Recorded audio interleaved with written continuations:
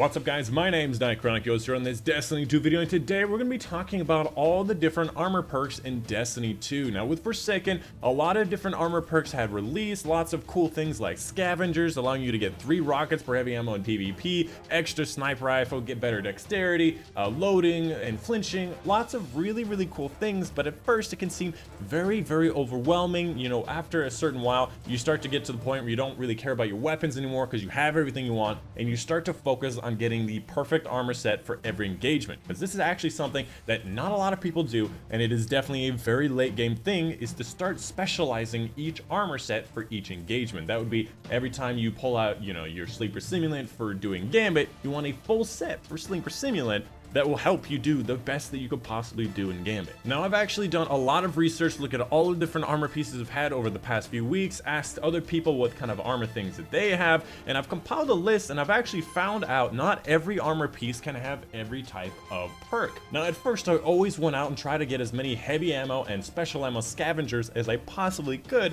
so I could pick up like 20 rockets on a single heavy ammo or something ridiculous like that. But what I found is only 2 pieces of armor can have special and heavy scavenger on them. So if you want to go out into the Crucible and get 3 to 4 shotguns per kill, or get 3 rockets per heavy ammo off the ground, even if you die with 1 ammo left, you still get 3 off of that heavy ammo. You can have unlimited heavy ammo in PvP. You got to listen up to this video because I've got a lot of really cool things to say. Now, this list actually took me a lot of time and effort. I did a lot of research. It's actually a very underrated thing to have an entire armor set geared for a certain thing. I've been in a lot of conk games, a lot of Gambit games, looked at a lot of other people's armor sets, and nearly nobody, nobody is ever running a specifically geared armor set. They only ever run what they think looks good or has the highest power, which is fair, of course, but this will dramatically change the game when you can get 3 to 4 shotgun shots per special ammo. And on top of that, how would you like to get 3 to 4 Telesto shots in PvP every special ammo? You use maybe like 2 to 3 on a kill, you kill them, get their special, and you have so much Telesto that you're just painting the battlefield. It is ridiculous how bad I feel when I use Telesto with my fusion rifle scavenging. So let's go ahead and get into it. The first thing you need to know about armors, they usually come with a stat boost and 3 columns of potential perks. Now, this stat boost is usually tied to that particular armor piece. So if you get a chest for the Crucible set, for the Titan, it usually always is mobility. So make sure you find which set is recovery if you're looking for the recovery set. As far as the column goes, the first column usually has to do with, again, another stat boost like mobility, resilience, recovery. Column 2 usually has to do with weapon or ability, energy, and targeting and stuff, and column 3 usually has to do with the reserves, finder, and scavenger. So anyways, let's go ahead and get started with the headpiece. Column 1 is going to be the standard column 1 that is on most armor pieces. It's going to be a choice of mobility, resilience, recovery, more stat boost. It's pretty straightforward. Most people understand that. Column number 2 is going to be about weapon targeting and weapon and ability kills for super energy. Let's go ahead and get started with the first line. You have the full slew of targeting, both general and specific. So you can have just primer ammo targeting. You can also have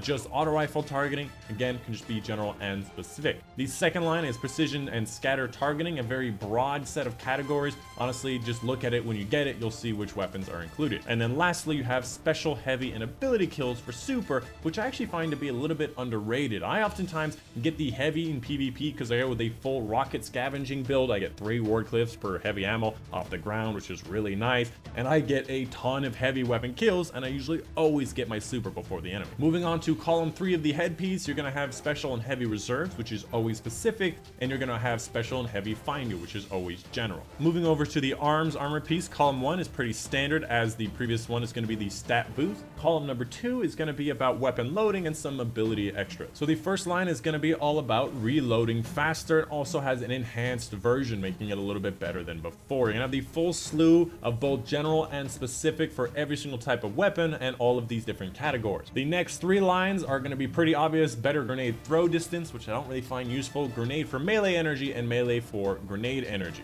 These ones can actually work really well with a lot of exotics that are, you know, buff melee or they buff grenade, and they kind of work really nicely in conjunction. Usually, especially considering that they're usually on arm piece. As far as column 3 goes, you have special and heavy scavenger, which is always specific, and you have special and heavy finder, which is always general. Moving on to the chest piece, column 1, the same as the previous ones. Column number 2 is all about the unflinching weapons. You have the full slew of the 5 primary, special, heavy, kinetic, and energy, and on top of that, you also have rifles and large unflinching. Now these, again, we're going to be listed in the legend in case you wanted to know. This is just make it much easier to list them on this small area. And of course, this one also has an opportunity to become enhanced. In general, unflinching hasn't really helped me much. I've used it a lot on sniper unflinching, but I never found that it's really that impactful. However, you might find it useful on some primary weapons like hand cannon unflinching, making it so, or pulse rifle unflinching even. I usually have a full set for pulse rifle targeting unflinching in the whole set, just to make it very, very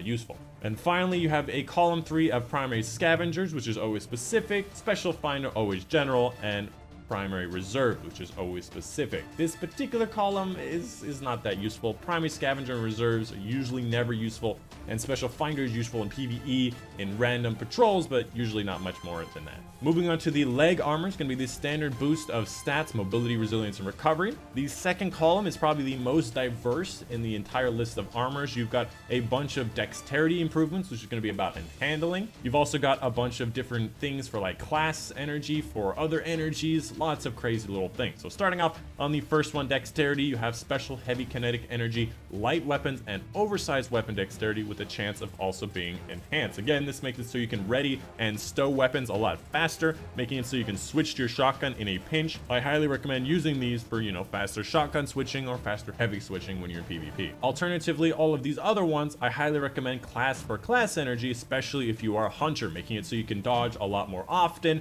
which is very useful when using Worm Husk, which is what I use a lot, making so you can dodge a lot more often.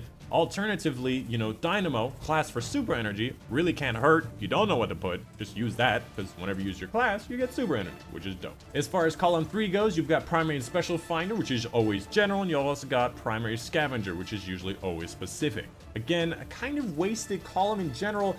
In PvP, totally worthless because of the fact that primary scavengers and these finders, which just never work in PvP at all, just doesn't work at all. As far as PvE goes, special finder can find its uses, but very rarely is a special finder going to save your life. And then finally, the class item. Now I kind of skewed which column is which. I basically kind of lined them up with column 2 and 3 because that's what makes the most sense in my mind. So there's going to be no column 1. We'll just say that's not applicable. As far as column 2 goes, which is going to be the first column on the left, it's going to be all about what you get from picking up orbs. So you can get better health regeneration, so just starts your generation immediately. You can get a chunk of health for an orb. You can get class energy, melee energy, or grenade energy for picking up an orb. And this happens every time you pick up an orb, whether it be a masterwork orb or a super energy orb.